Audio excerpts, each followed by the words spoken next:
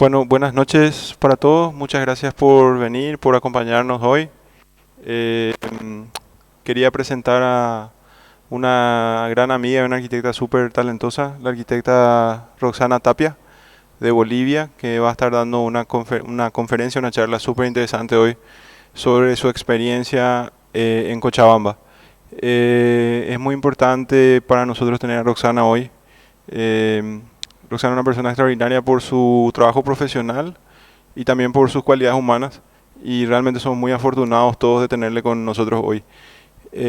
Roxana trabajó muchos años como coordinadora académica del Máster de Desarrollo Urbano y Territorial en Barcelona, organizado entre otros por el profesor José María Job, quien nos acompaña hoy aquí y que va a estar acompañándonos también el viernes con su charla. Eh, Al momento, o sea, en este momento, Roxana está trabajando de vuelta en Bolivia, es la directora de la carrera de arquitectura en la Universidad Franz Tamayo, donde está desarrollando la creación de la nueva currícula de arquitectura de esa facultad. Y nada, sin más, les dejo con Roxana. Muchas gracias.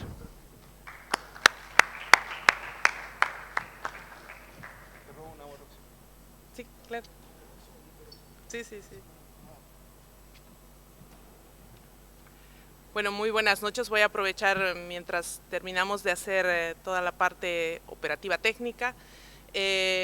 Primero, obviamente, agradecer infinitamente la oportunidad de no solamente conocer el Paraguay, sino el poder compartir con ustedes pues estos días y a través de ustedes ir conociendo un poco más el territorio paraguayo.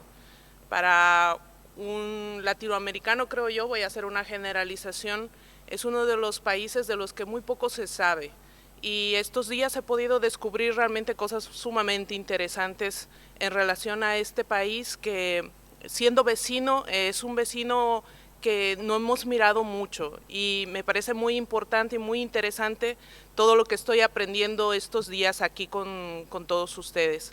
Agradecerle a Juan Carlos, a todo su equipo, porque es un equipo bastante grande y muy comprometido por lo que he podido ver con estos temas de ir produciendo científicamente información sobre estos territorios. Y por otro lado también a la oportunidad de conocer al grupo de arquitectos que lo acompañan, como Oscar, como James, como el propio José María. Una vez más, además, en el caso de José María, un espacio donde podamos seguir aprendiendo sobre estos territorios, ir mirando y buscando nuevas alternativas de planificación para estos espacios. Okay. A diferencia de James y Oscar, que hablaron ayer, yo voy a plantearles un tema más que un trabajo de investigación largo. Ellos han trabajado muchos años en un tema que les han presentado y los han compartido ayer y antes de ayer.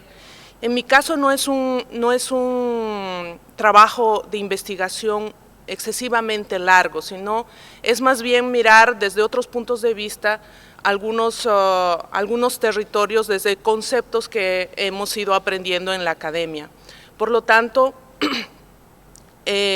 probablemente son recopilaciones de diferentes modos de ver el territorio, de diferentes alternativas de información, así que lo que intento más bien es plantearles esta nueva mirada a partir de las cadenas productivas como elementos organizadores del territorio.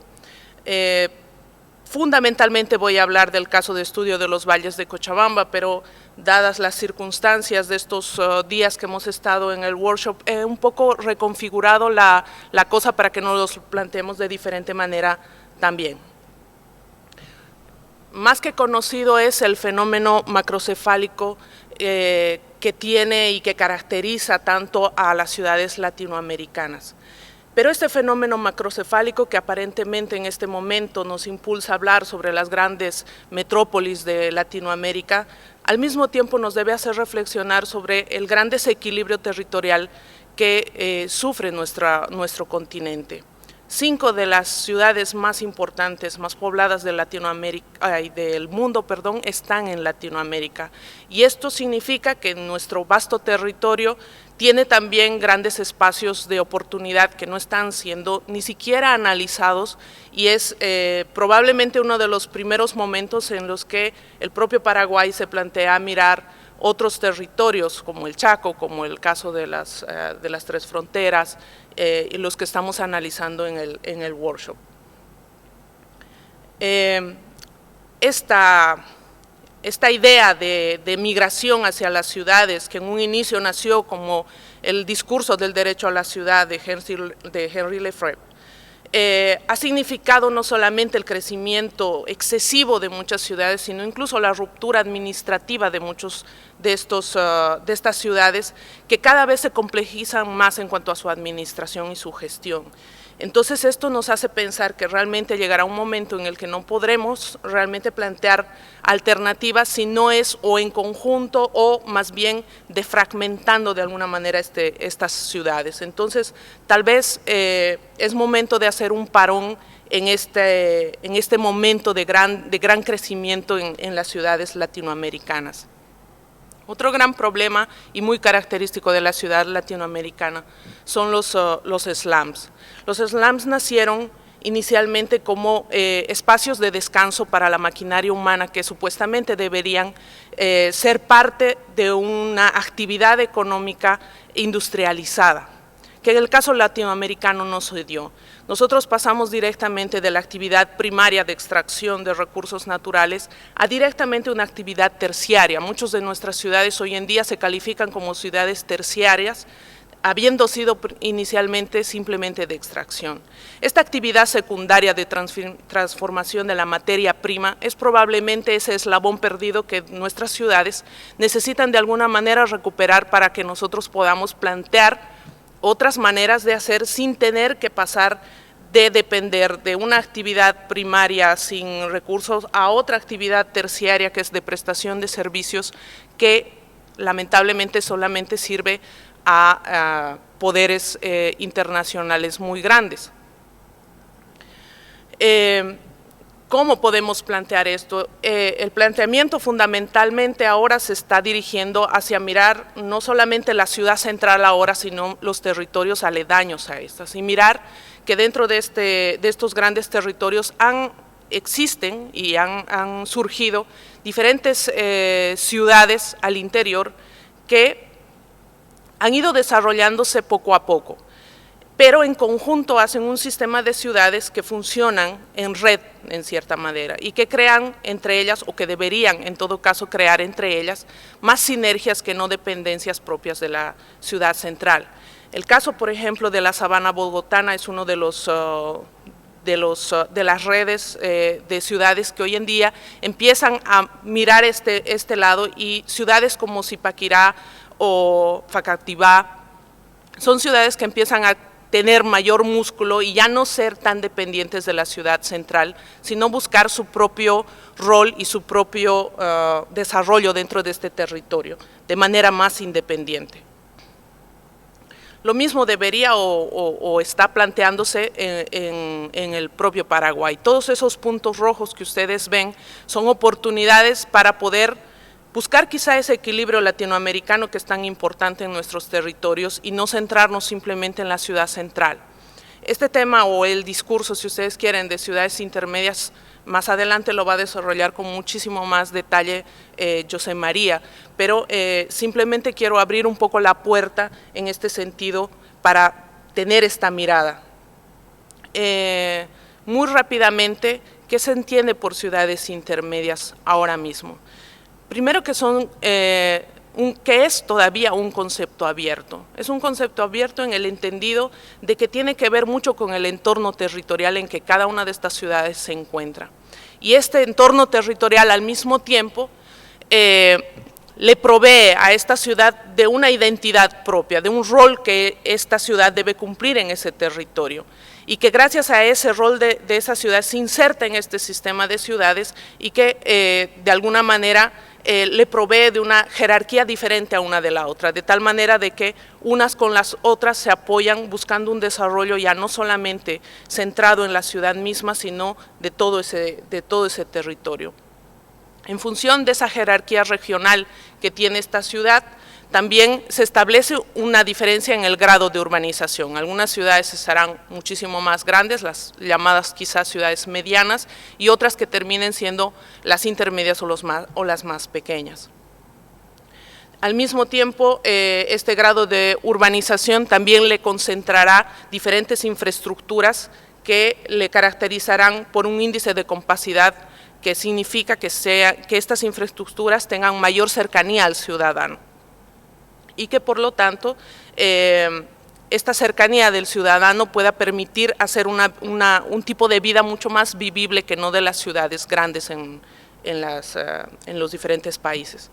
Las estrategias de desarrollo que determinan además este tipo de ciudades son de mayor consolidación y evolución, y por el tipo de escala que tienen, al mismo tiempo se hacen muchísimo más manejables, más gestionables, más administrativamente hablando mucho más fáciles de llegar hacia la propia ciudadanía. Por lo tanto, al mismo tiempo, el tipo de desarrollo que se puede realizar ahí es mucho más cercano al desarrollo sostenible que no en las escalas mayores. ¿Esto qué significa? Estamos hablando entonces de ya no mirar solamente la ciudad como tal, ya sea la pequeña, la intermedia, la pequeña, qué sé yo, sino mirarlas a todas en conjunto. Esto significa hablar sobre una visión sistémica de las cosas. ¿Qué significa hablar de una visión sistémica? Es hablar de un todo, de un conjunto, de las relaciones que tienen entre ellas, de un análisis global de qué función tiene ese territorio dentro de nuestro país y al mismo tiempo dentro del planeta en sí mismo. ¿Cuál es su aporte? ¿Cuál es el rol que realmente tiene todo ese territorio? Por lo tanto, hay que hacer un análisis global para entender realmente cuál es la particularidad de ese territorio dentro de las economías del mundo. También es importante ver cuáles son realmente sus propiedades emergentes y cuáles son, por lo tanto, los roles específicos que cada una de estas ciudades tiene. También entender la retroalimentación de no solamente entre ciudades, sino también entre territorios, de entropía y organización, la búsqueda de estos objetivos y de eficacia para conseguir entender cuál es este sistema de ciudades y cuál es su rol. Entender también sus sistemas complejos y al mismo tiempo entender a los seres humanos y los sistemas sociales que habitan en ellos y cuál es realmente el sentido que ellos tienen dentro de ese territorio. En muchos países y últimamente en particular se habla mucho del tema de la cosmovisión. La cosmovisión entendida de este ser humano en relación a su entorno inmediato y cuál es realmente la manera, el modo de vida que tiene ese ser humano dentro de ese territorio específicamente. Entonces es cambiar un poco el paradigma. Hasta hace poco se estaba hablando sobre un paradigma cartesiano que hace mucho énfasis en el objeto, es decir, en la ciudad específicamente. En todas las investigaciones, todos los planes, etcétera, se han ido enfatizando en la ciudad específicamente. Ahora la mirada es cambiar este paradigma hacia el paradigma sistémico y hablar sobre ese énfasis de relaciones entre ciudades y por lo tanto hablar de muchos objetos, pero fundamentalmente hacer énfasis en las relaciones, en las conexiones, en los flujos, en los intercambios que tienen unos con otros. Y estos intercambios pueden ser diferentes, desde sociales, económicos, de transporte, de intercambios comerciales, etcétera. Entonces es entender realmente esa complejidad para enfrentar de diferente manera esos territorios. Este es un test de singularidad sistémica, es un poco para entender hasta qué punto un territorio puede llegar a ser o no más o menos sistémico, trabajar en red, trabajar en conjunto. Hay algunos indicadores y pueden ser muchísimos más, pero ahora mismo se me ocurrió plantear estos, la compacidad, la interdependencia entre estas ciudades, el totalitarismo de todo ese territorio, la servidumbre entre partes, cómo se sirven unas con las otras, en qué sentido, la uniformidad también de estas servidumbres, el proceso de desarrollo, la unidad selectiva o evolutiva, un sistema de control al interior del territorio, si lo existe o no, y una capacidad de reproducción además de esas actividades dentro de ese propio territorio. Dos de los ejemplos que estamos analizando ahora en el workshop tienen que ver con el tema de las fronteras y entender las fronteras también como un sistema, porque este es el caso de Tijuana, una ciudad fronteriza muy famosa, ya la mencionaron de hecho en una anterior ponencia, James. El área metropolitana de Tijuana tiene una relación realmente innegable con el área metropolitana de San Diego, no solamente por el tema de los flujos de inmigración, sino también por todos los flujos que se han creado alrededor, que son económicos, sociales, políticos, incluso hasta de seguridad y de control de diferentes… Ay, gracias.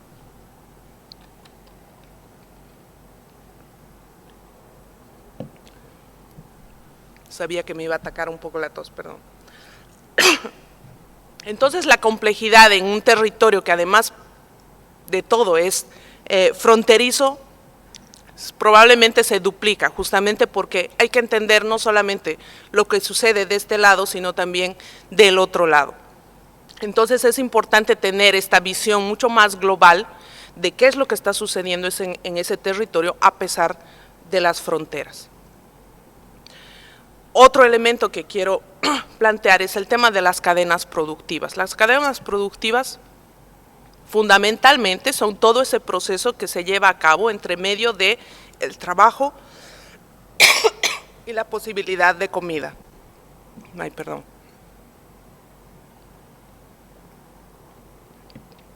Las más primarias empezaron cuando éramos simplemente recolectores o pescadores.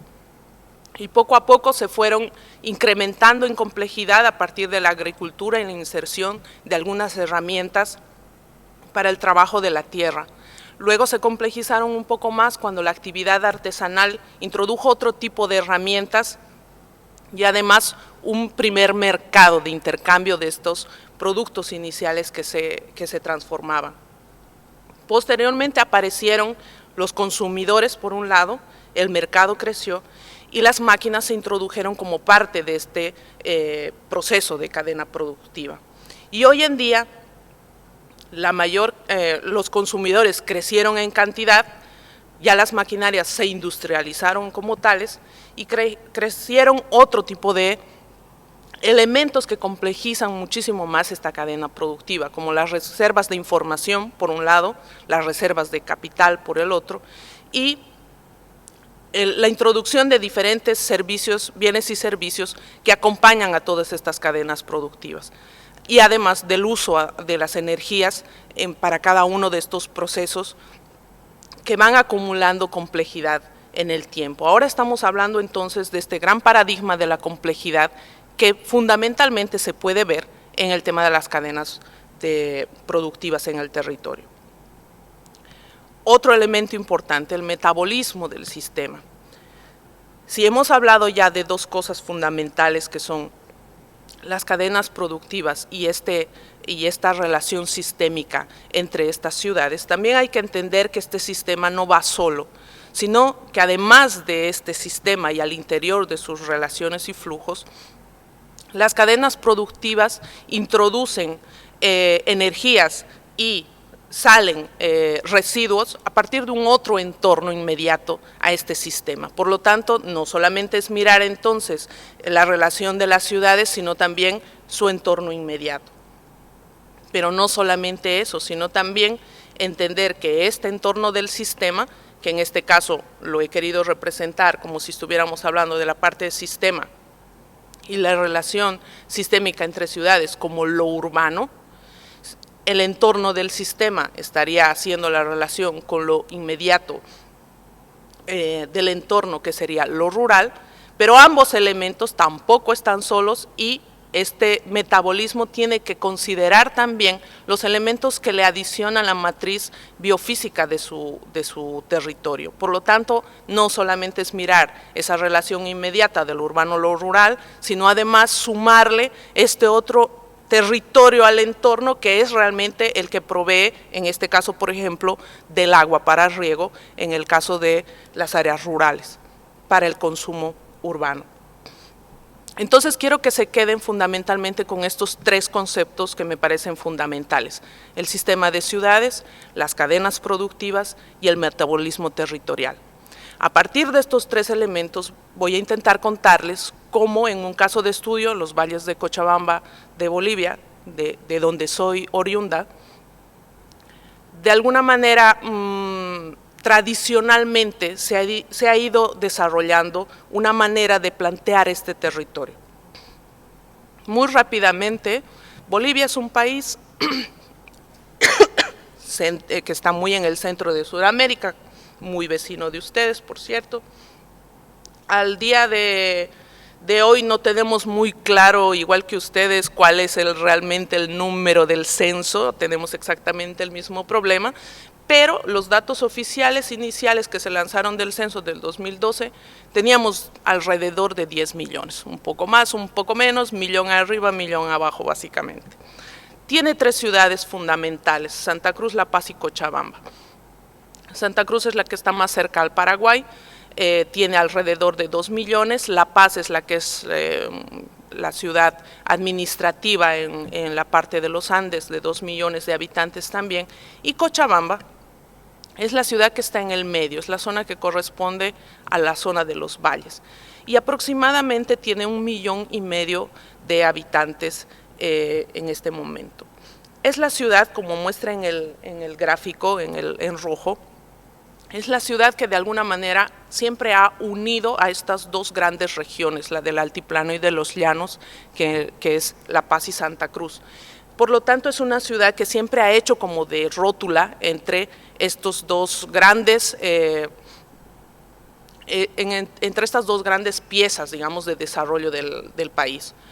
Ahora el planteamiento del gobierno actual en Bolivia es tratar de cambiar ese eje de desarrollo que siempre ha estado tradicionalmente y tratar de cambiarlo a que las tres ciudades que antes eran las menos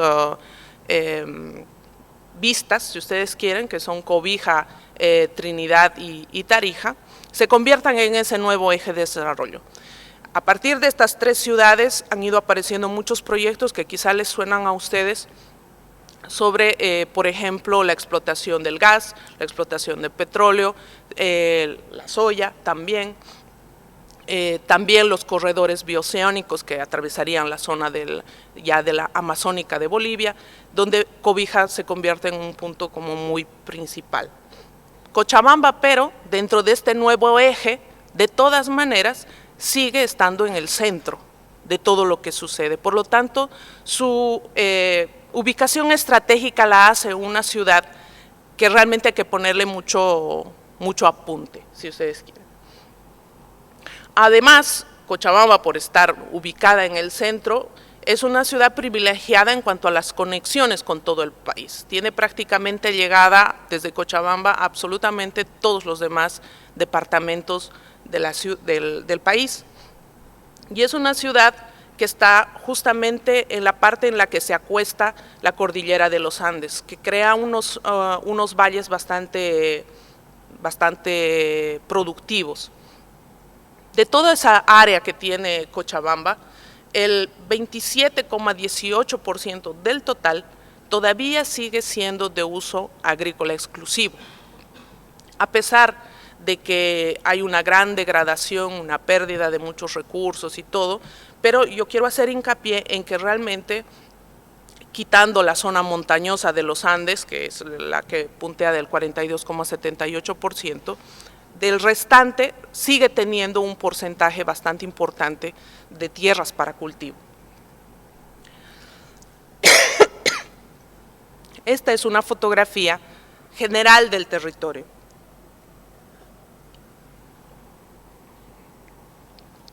Los dos valles, el valle central es donde hoy en día se desarrolla la ciudad central, Cochabamba, el Valle Bajo, una zona de producción importante, y el Valle Alto, que es otra gran zona de producción y hoy en día la reserva agrícola del país.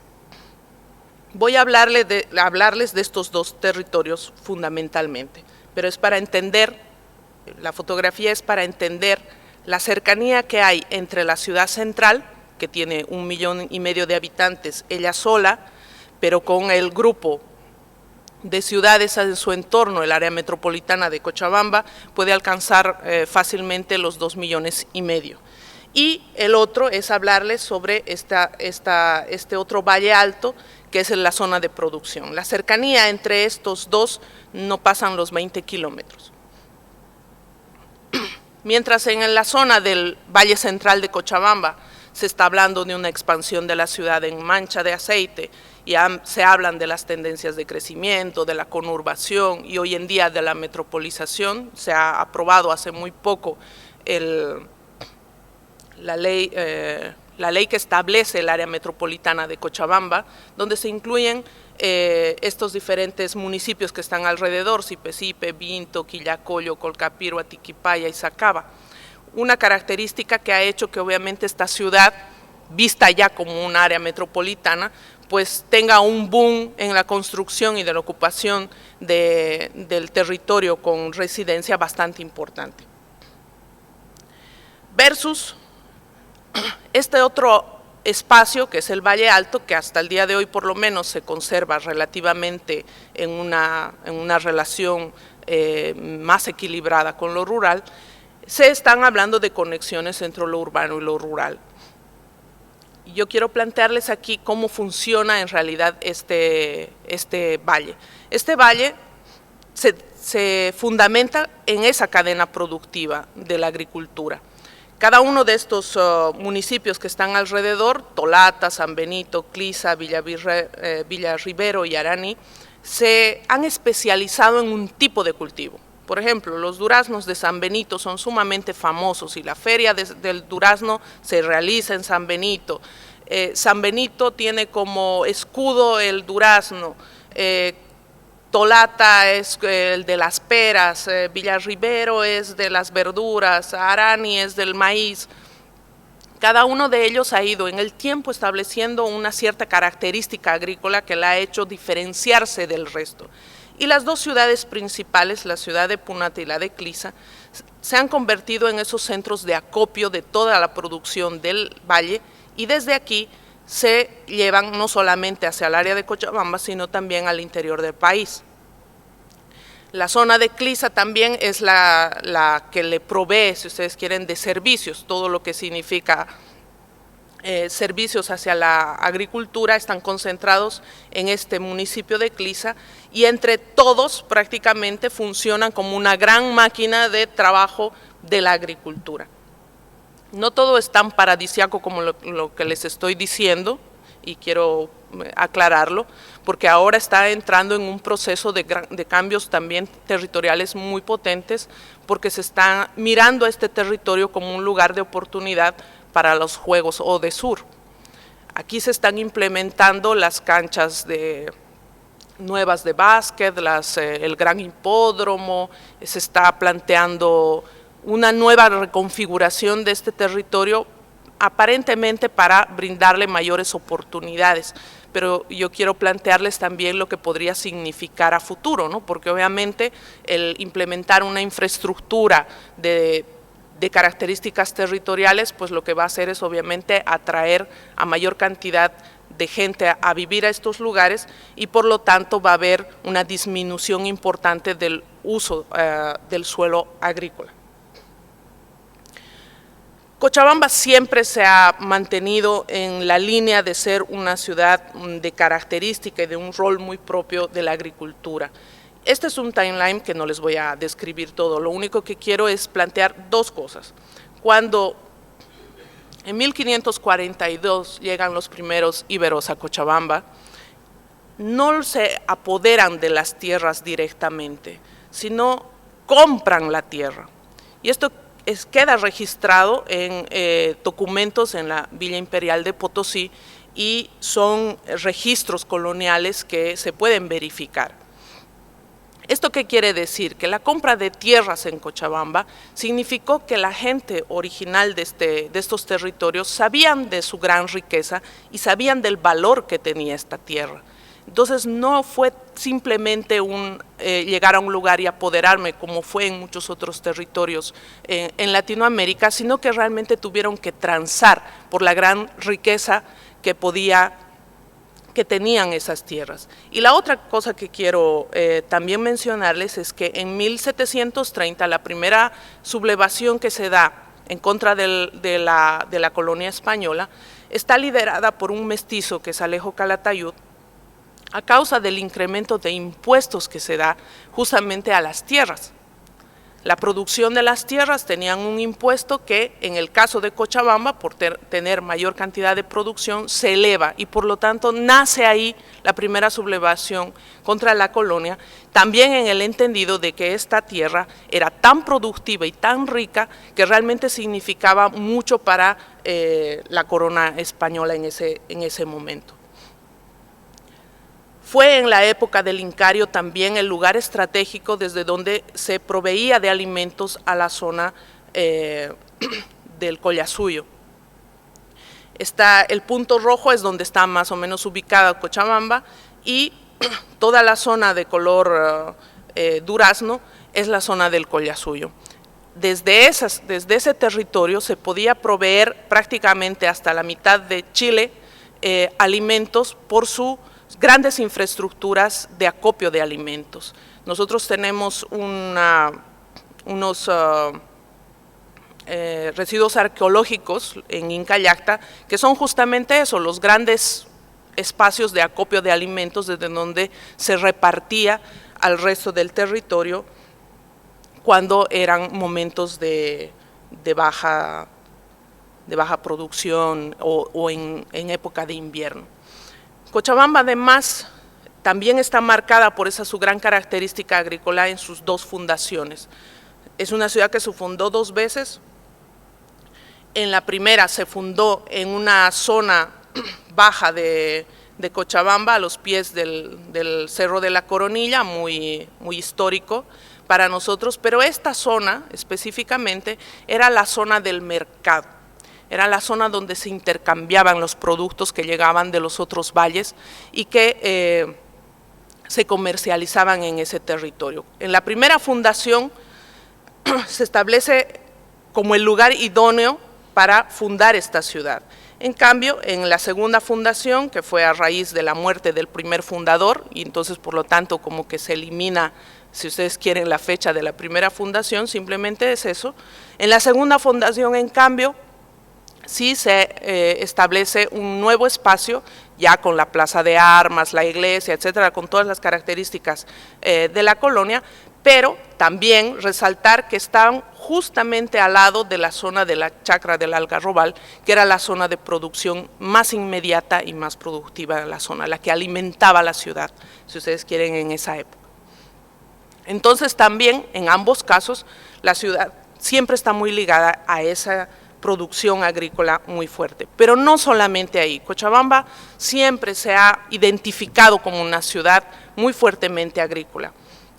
Cada uno de los planes estratégicos o cada uno de las frases que se han utilizado para identificar a la ciudad de Cochabamba están muy cargadas de eso.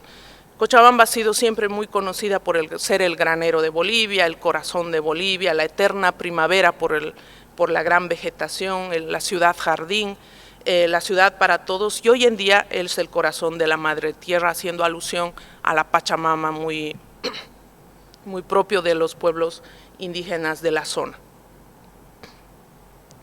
Esto también se ha visto reflejado en la planificación de la ciudad. El Plan Regulador Urbano en 1961 plantea la visión de la ciudad como Cochabamba, la ciudad jardín. y dentro de sus estrategias principales, no voy a aburrirles mucho con esto, pero dentro de esas estrategias principales empieza a hablar del centro histórico, se regulan las zonas de crecimiento de la Recoleta y Calacala, que hoy en día son parte de la ciudad, se establece un primer límite con la cordillera de los Andes en la cota 2750 y se incluye a la laguna Lalay, que era un espacio, en realidad una laguna artificial que se crea por inundación. En 1981 se renueva un nuevo plan, el Plan Director Urbano Regional plantea su visión como Cochabamba el granero de Bolivia. Dentro de este planteamiento, el plan ya habla sobre una mancha urbana e incluye además los crecimientos de otros 2 municipios de los laterales, que son Sacaba y Quillacollo. Ella misma ya se va entendiendo como área metropolitana. En ese momento simplemente había una tendencia de crecimiento de conurbación, pero el plan ya lo plantea como un área metropolitana y las analiza en conjunto.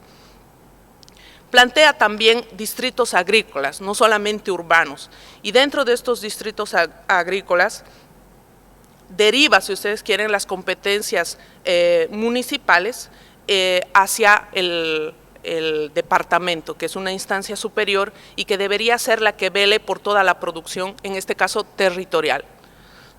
El impulso de esta actividad agropecuaria también plantea un proyecto que hasta el día de hoy no se ha terminado de concluir, eterno infraestructura gigantesca que no termina nunca de construirse por su alto valor, fundamentalmente, que es el proyecto múltiple Misicuni, que tiene como objetivo proveer de agua de riego y de consumo a todo este valle central de Cochabamba.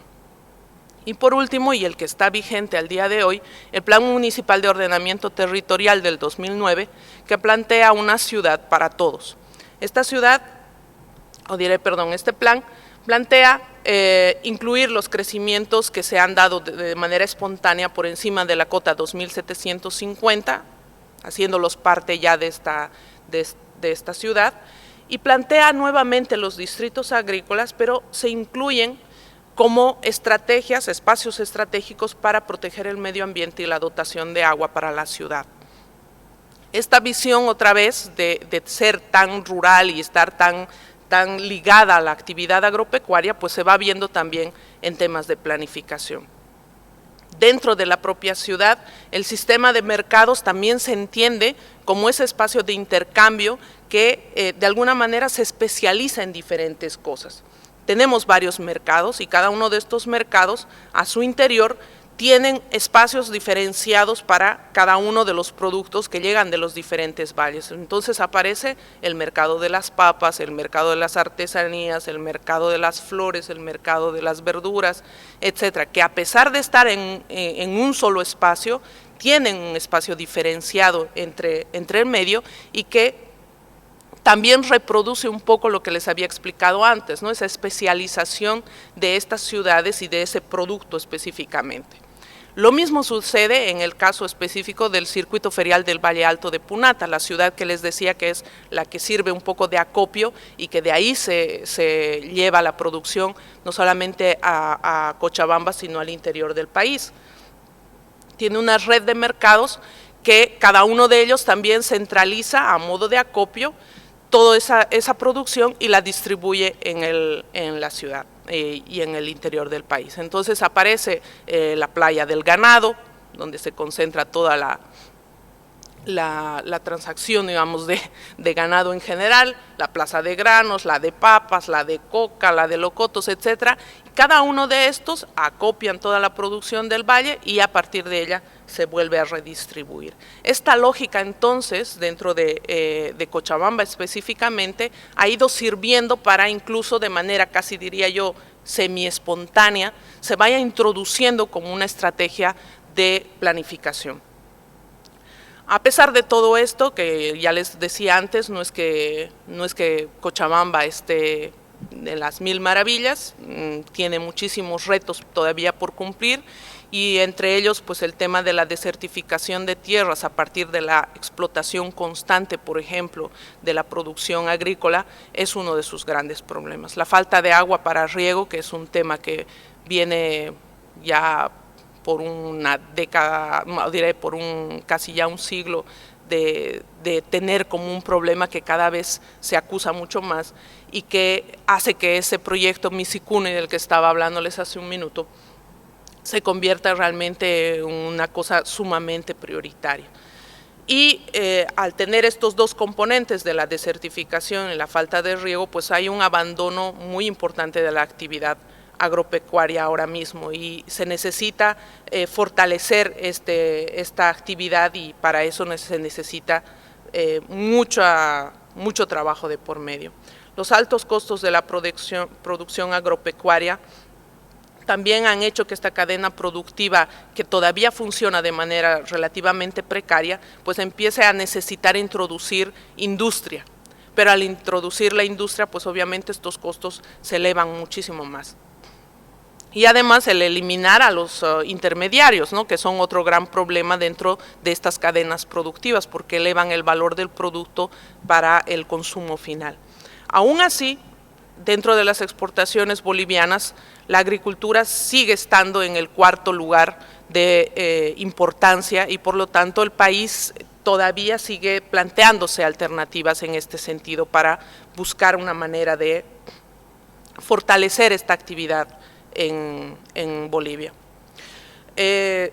Yo quiero hacer alusión a otro tipo de agricultura que en este caso nos une, que es el tema de la agroindustria de la soja. Bolivia también está apostando y muy fuertemente por la agroindustria de la soja, pero quiero que ustedes también hagan una relación con esto que les he contado versus el monocultivo, el agronegocio y la alta deforestación.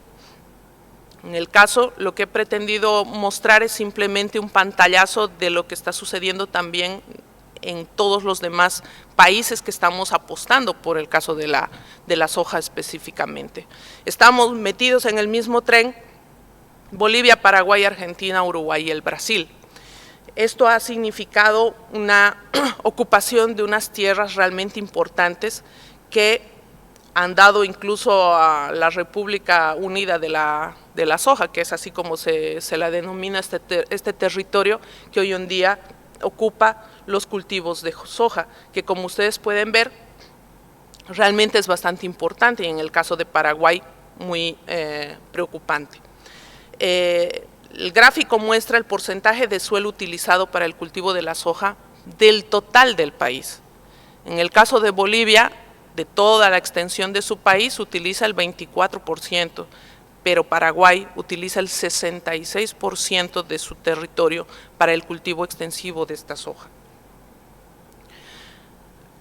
Además, me interesaba mostrarles el incremento que ha tenido de área sembrada con soja, el agronegocio y el incremento de la producción por agroquímicos con soja transgénica, utilizando el glifosato como el elemento de control, si ustedes quieren, de las hierbas que crecen alrededor de la soja, ha hecho que este negocio se convierta en un negocio multimillonario, y por lo tanto la ocupación de tierras pues ha crecido de manera exponencial.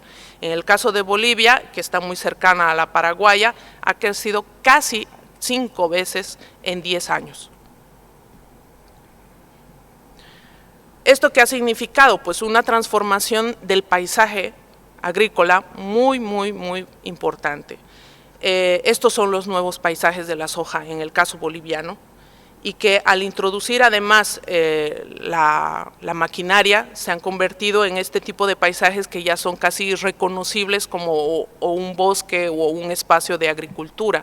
Ya son otro tipo de formas del territorio que no conocíamos y que no son parte realmente de su código genético, y que realmente son preocupantes porque la extensión es inmensa y realmente alarmante. Estos son los nuevos escenarios en los que se trabaja la soja y que realmente son de extensiones impresionantemente grandes.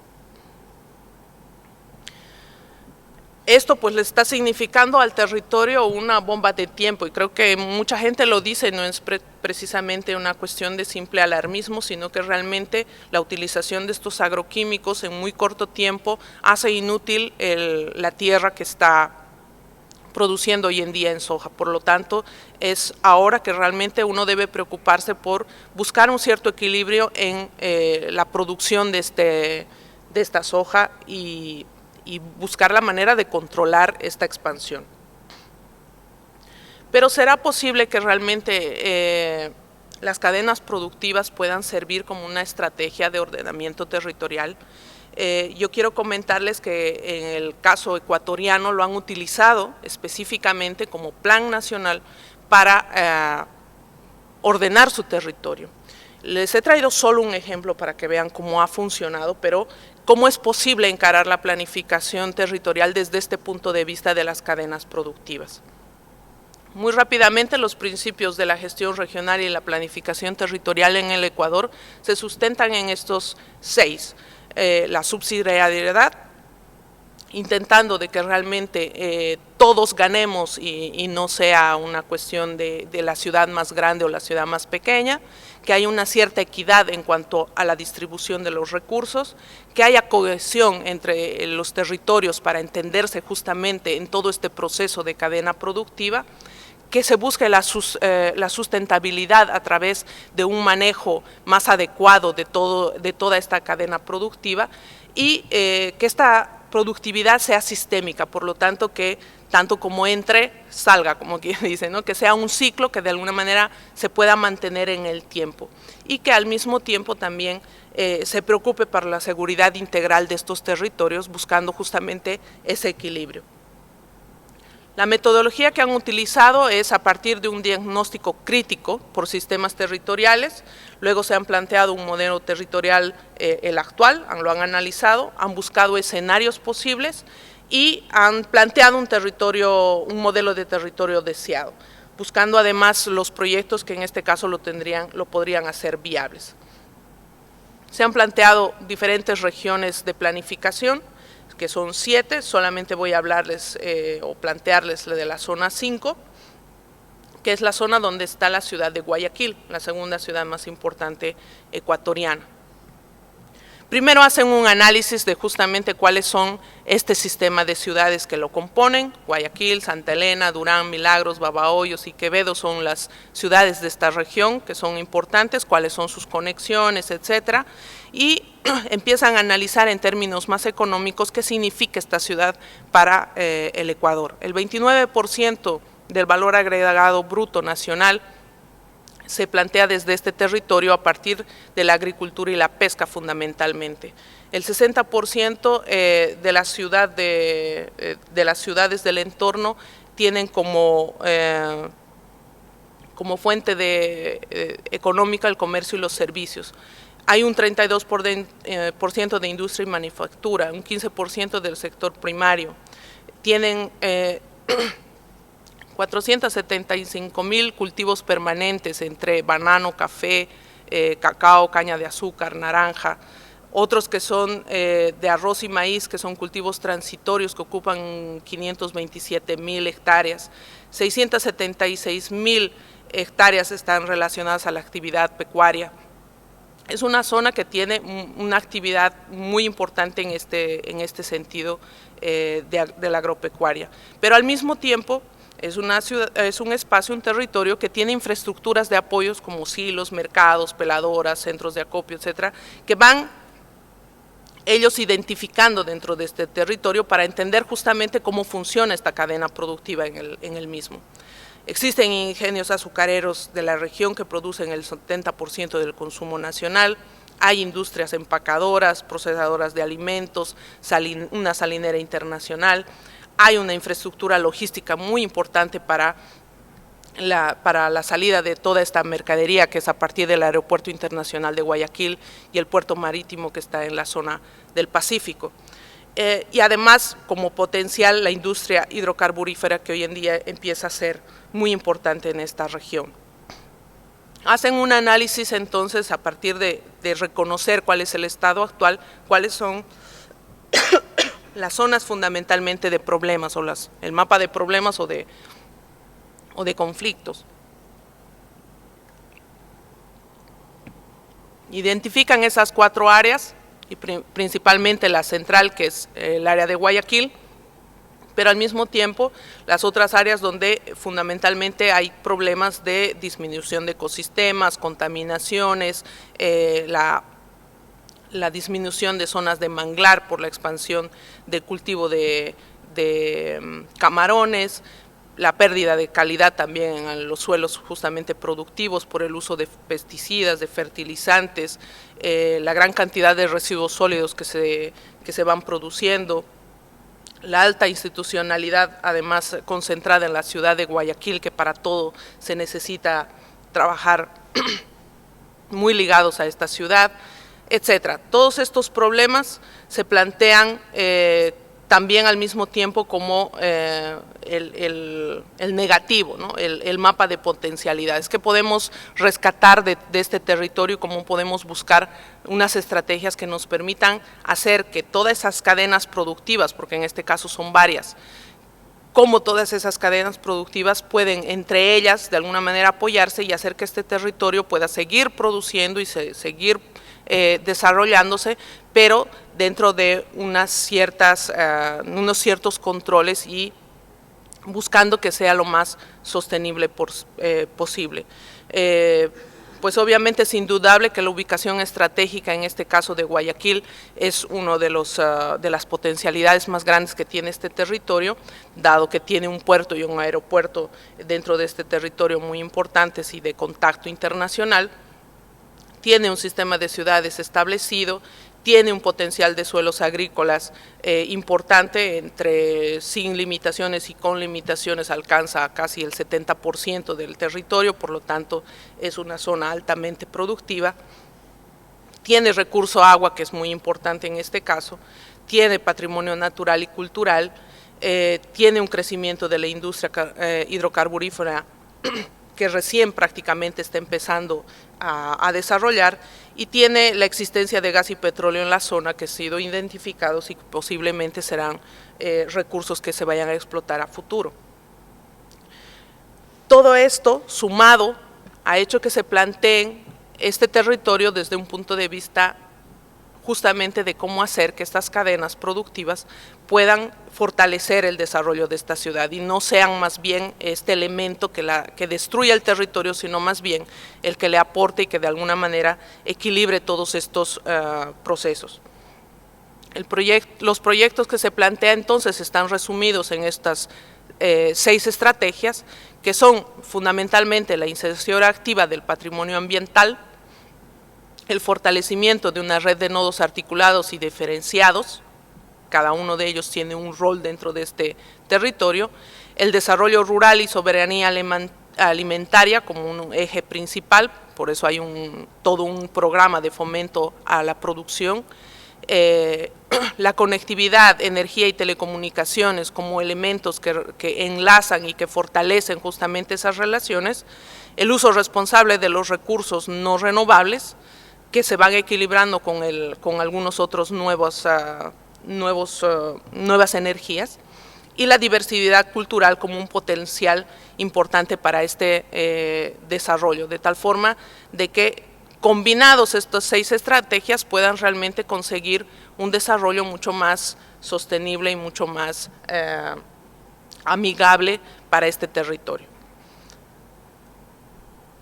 Agradecerles por su atención, espero que estas ideas que he querido plantearles pues nos puedan servir fundamentalmente en cómo mirar ahora el tema de los territorios que estamos encarando en el workshop y bueno, agradecerles mucho la atención.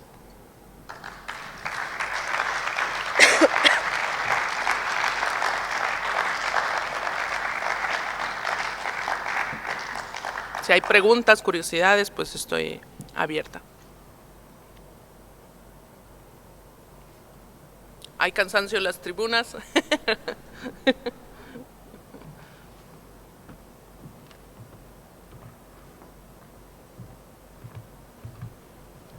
Más que una pregunta, yo de vuelta quería solamente agradecerle a Roxana por su presentación, que fue fantástica. Rescatar cómo, si en el primer día James enriqueció nuestro trabajo compartiendo esto de de cómo las dimensiones políticas y económicas influían en los proyectos de infraestructura y por tanto en nuestro territorio y en nuestras vidas. Y ayer el trabajo genial de Oscar nos estuvo mostrando cómo el papel de un diseñador puede ser tratar de mediar entre la macroescala de los proyectos de infraestructura que se hacen como líneas muy gruesas en el territorio y la realidad de la gente. Yo creo que la reflexión de Rosana hoy impecable es hacernos ver el territorio como la posibilidad de una red en el cual, en vez de fijar siempre nuestro punto de atención en las mismas ciudades, en los grandes centros, en los mismos temas, empecemos a mirar el territorio como una red que puede trabajar para obtener mayores sinergias, mayores eficiencias y tener una relación más saludable con el territorio. Yo creo que ese es un aporte intelectual extraordinario que nos hizo hoy. Pero personalmente, más que nada, yo quiero agradecer por habernos mostrado su casa, Cochabamba, así y despedirle diciendo que realmente Roxana solo puede venir de una ciudad que se llama el corazón de la madre tierra, porque esta persona solo puede venir de ahí. Muchas gracias. Mañana hay más.